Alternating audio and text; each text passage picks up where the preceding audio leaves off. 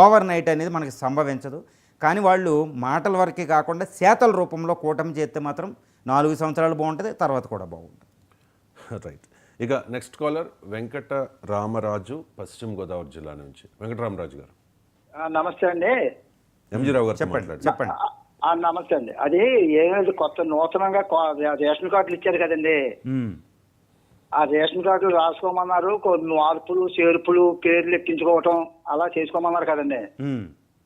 దాని date end of date లేదు, మామూలుగా కంటిన్యూగా ప్రాసెస్ అవుతుంది అని అన్నారు కదండి. అది మాకు కార్డు ఉందండి. నాకు 2 కొడుకులండి. 2 కొడుకుల్లో పెద్ద అబ్బాయికి పెళ్లి అయిపోయింది, పిల్లలు ఉన్నారు. అది ఆల్రెడీ కార్డు వచ్చేసిందండి. ఆ పిల్లల్ని మనం జాయిన్ చేయమన్నారు. 6 సంవత్సరాలు 5 సంవత్సరాల పిల్లల్ని కూడా జాయిన్ చేసాం, అది ఓకే అయిపోయిందండి. ఇకపోతే 2వ కొడుక్కి పెళ్లి అయిపోయిందండి. వాడికి కొడుకున్నాడు, వాడి ఫ్యామిలీ వెళ్ళలేదండి. నా దాంట్లో ఉంది. నా దాంట్లో ఉంటే అప్పుడు ఆ టైంలో చంద్రబాబు హౌస్ హోల్డ్ కార్డు అని అప్పుడు ఫ్యామిలీ నెంబర్స్ తో కార్డు ఇచ్చారండి. ఆ కార్డులోంచి నా పేరు, మాకు ఆస్తులు ఏమి లేవండి.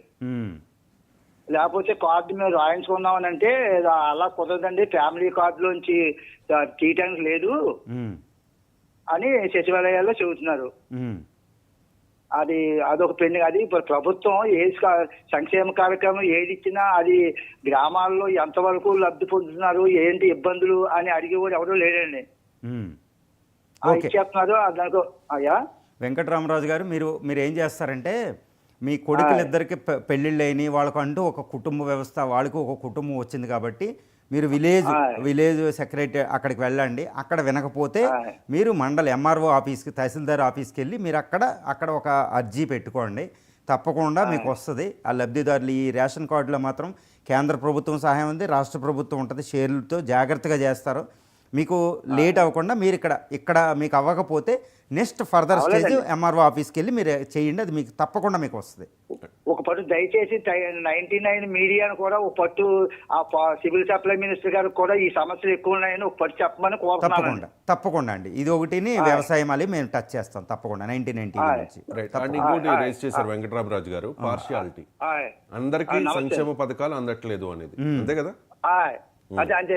అవునండి, కరెక్టే. ఇప్పుడు సంక్షేమ పథకాలు అంటే ఏంటంటే 2 రకాల ఉచితాలు ఇవన్నీ ఉంటాయి. గవర్నమెంటు సంక్షేమ, అది ఏ ప్రభుత్వం ఉండనివ్వండి, సంక్షేమ పథకాలు చేయవలసిన అవసరం ఇప్పుడు ఉంది. భారతదేశంలో సంపద సృష్టి జరుగుతుంది. ఇక్కడ కేంద్ర ప్రాయోజిత పథకాలు కొన్ని ఉంటాయి, రాష్ట్ర ప్రాయోజిత పథకాలు ఉంటాయి.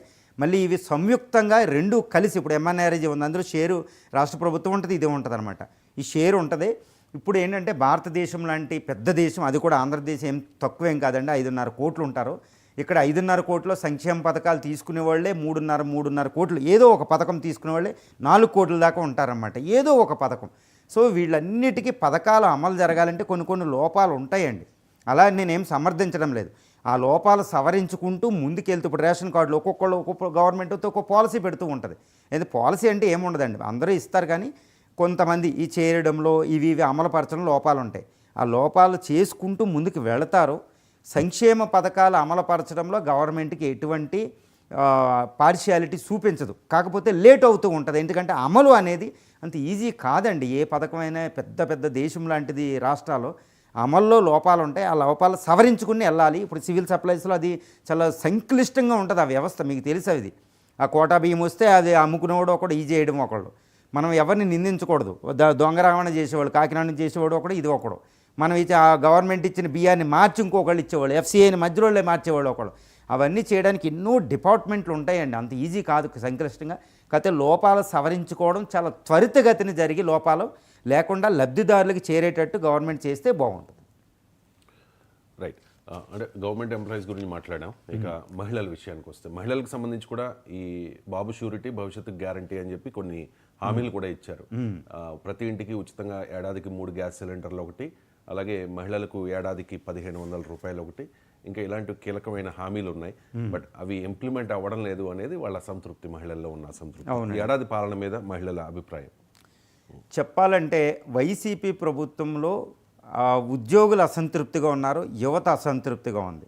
కానీ స్త్రీల పథకాలకు సంబంధించి వస్తే నిష్పక్షపాతంగా చెప్పాలంటే వైసీపీ ప్రభుత్వంలో చాలా వరకే సంతోషం ఉన్నారు.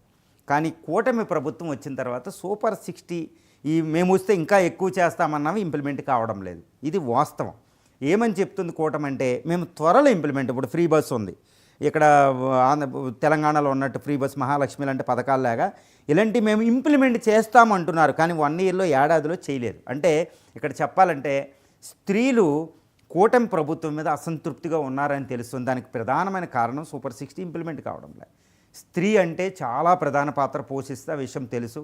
ఇప్పుడు దాన్ని ఏమంటామంటే half of India is out of the economic activity అంటారు అనమాట. హాఫ్ ఆఫ్ ది ఇండియా అంటే భారతదేశంలో స్త్రీ జనాభా సగం.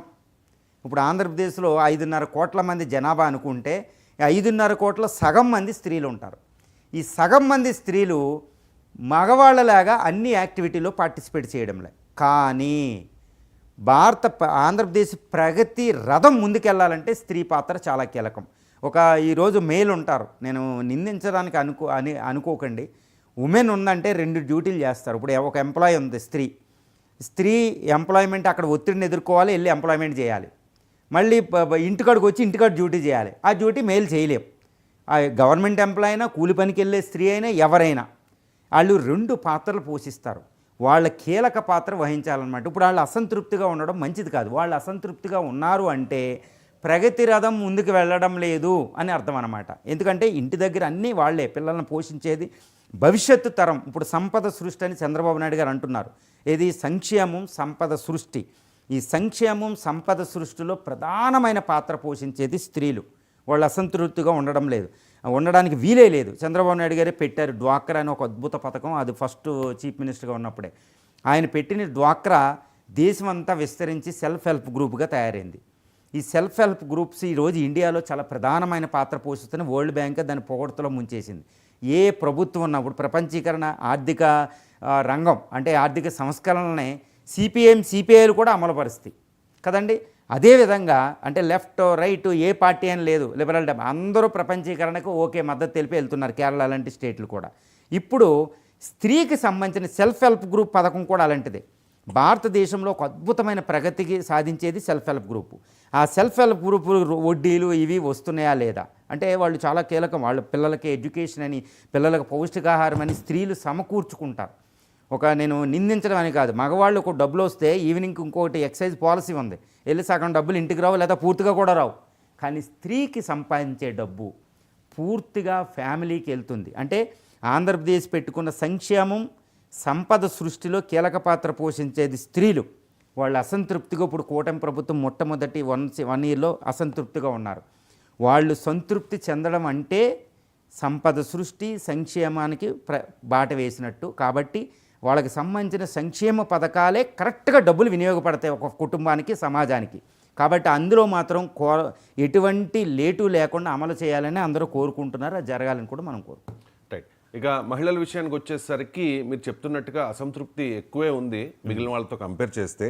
ప్రతి ఇంటికి ఉచితంగా ఏడాదికి 3 గ్యాస్ సిలిండర్లు ఇస్తామన్నారు. కానీ మొదటి ఏడాదిలో ఇచ్చింది 1 సిలిండర్ అనే అసంతృప్తి ఉంది. ఇక ప్రతి నెల 1500 రూపాయలు ఇస్తాము అన్నారు, ఇంకా ఇంప్లిమెంట్ కాలేదు. అండ్ మహిళలకు ఉచిత బస్సు ప్రయాణం అనే దాని మీద డిమాండ్ ఉంది. అది రాష్ట్రం అంతా ఉంటుందా లేకపోతే జిల్లాకే కన్ఫైన్ చేస్తారా అనేది క్లారిటీ లేదు. ఏమైనా ఆగస్టు 15 నుంచి అది ఇంప్లిమెంట్ అయ్యే అవకాశాలు అయితే కనిపిస్తూ ఉన్నాయి. ఒక కాలర్తో మాట్లాడదాం. కిషోర్ ఉన్నారు చిత్తూరు జిల్లా నుంచి. కిషోర్ గారు. సార్ నమస్తే సార్. చెప్పండి సార్. కిషోర్ గారు చెప్పండి సార్. చంద్రబాబు గారికి ఓటు వేసింది ముఖ్యంగా యువత, మధ్యతరగతి ప్రజలు, పరిశ్రమల్లో, కంపెనీలు ఇలాంటి వారు సార్. జగనన్నలాగే చంద్రబాబు గారు కూడా ఉచితంగా డబ్బులు అకౌంట్లో వేస్తే వృధానే అవుతుంది సార్. ఇప్పుడు ఉచితంగా మహిళలకు బస్సు అంటున్నారు, ఒక సంవత్సరానికి 400 కోట్లు అంటున్నారు సార్. 4000 కోట్లు ఏదో అంటున్నారు. అవంతా ఎందుకు సార్? తల్లికి వందనం ప్రభుత్వ బడులకు పోయే పిల్లలకి ఇచ్చి అన్నదాత సుఖీభవ ఈ 2 ప్రోగ్రామ్స్ చేసి ప్రజలలో ఫైనాన్షియల్ గా డబ్బులు ఇలా రొటేట్ అయ్యి పరిశ్రమలు, కంపెనీలు, రియల్ ఎస్టేట్ ఇట్లాంటి అభివృద్ధి ఇదయ్యి ఒక 1 ఇయర్ 2 ఇయర్ తర్వాత ప్రజలకి ఇలా అభివృద్ధి అయిన తర్వాత పంచితే అది ఉంటది. కానీ జగనన్న లాగే మళ్ళీ అప్పులు చేసి అకౌంట్ లో డబ్బులు వేస్తేనే ఉంటే చంద్రబాబు గారికి 57% వేసిన వారు ఇలాంటి యాక్టివిటీస్ కి చూశారు సార్. సస్టైనబుల్ డెవలప్మెంట్ కావాలి. ఉమ్, మహిళలు ఉచితంగా బస్సులో పోతే 50% మంది ఉన్న ప్రజలు ఉమ్, డబ్బిచ్చి పురుషులు నిలబడిపోవాలి. అది